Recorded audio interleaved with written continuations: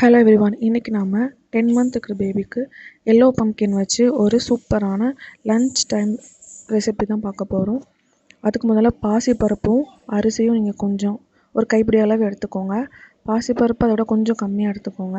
ரெண்டுத்தையும் நல்லா வாஷ் பண்ணிவிட்டு இதோட நம்ம கட் பண்ணி வச்சுருக்கிற ஆனியன் வெங்காயம், நீங்கள் சின்ன வெங்காயம் இருந்தால் கூட சேர்த்துக்கலாம், அது இன்னும் நல்லா டேஸ்ட் கொடுக்கும். அதோட தக்காளி, உங்களுக்கு வேணும்னா நீங்கள் வெள்ளைப்பூடும் சேர்த்துக்கலாம். அதுக்கப்புறம் அதில் நறுக்கி வச்சுருந்த எல்லோ பம்ப்கினை சேர்த்துக்கோங்க. இதோட நம்ம சீரகமும் மிளகும் சேர்த்துக்கலாம்.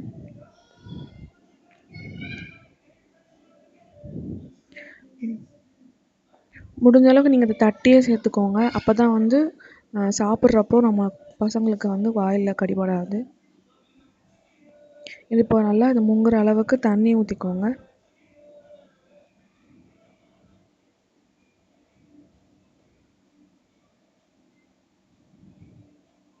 இதோட கொஞ்சம் உப்பும் மஞ்சத்தூளும் சேர்த்துக்கலாம். குழந்தைங்களுக்கு நிறையா உப்பு போடாதீங்க, லைட்டாக கொஞ்சம் டேஸ்ட் தெரியறதுக்காக கொஞ்சமாக உப்பும் கொஞ்சோண்டு ஒரு சிட்டிகை மஞ்சத்தூளும் போட்டு மூடி ஒரு 5 to 6 விசில் நல்லா வேக விடுங்க. நான் இன்றைக்கி 11 மந்த் பேபிக்கு தான் சாப்பாடு கொடுக்க போகிறேன். ஸோ அதனால் மிக்சியில் அடிக்காமல் முடிஞ்ச அளவுக்கு நல்லா மேஷ் பண்ணிக்கோங்க. மற்ற வச்சு கடைஞ்சிக்கோங்க. இல்லாட்டி உங்கள்கிட்ட மேஷ் பண்ணுறதுக்குன்னு நிறையா டூல்ஸ் இருக்குது, நீங்கள் அதை வச்சு கூட நல்லா மசிச்சுக்கோங்க இதை வச்சு. ஏன்னா இப்போ இருந்து நம்ம இந்த மாதிரி கொடுத்தா தான் அவங்க கொஞ்சம் ஒரு வயசுக்கு மேலே நல்லா சாப்பாடு சாப்பிட ஆரம்பிப்பாங்க. முடிஞ்ச அளவுக்கு ஒரு 8 மந்த்துக்கு மேலே நீங்கள் மிக்சியில் அடித்து கொடுக்காம இந்த மாதிரி மேஷ் பண்ணி கொடுத்தீங்கன்னா அவங்க சீக்கிரமாக நம்ம சாப்பிட்ற மாதிரி சாப்பிட ஆரம்பிச்சிருவாங்க. இப்போ நல்லா வெந்துடுச்சு. நம்ம இப்போ மற்ற வச்சு நல்லா மசிச்சுக்கலாம். இப்போது இதுக்கு லைட்டாக கொஞ்சம் தாளிப்பு போட்டால் இன்னும் கொஞ்சம் டேஸ்ட் நல்லாயிருக்கும்.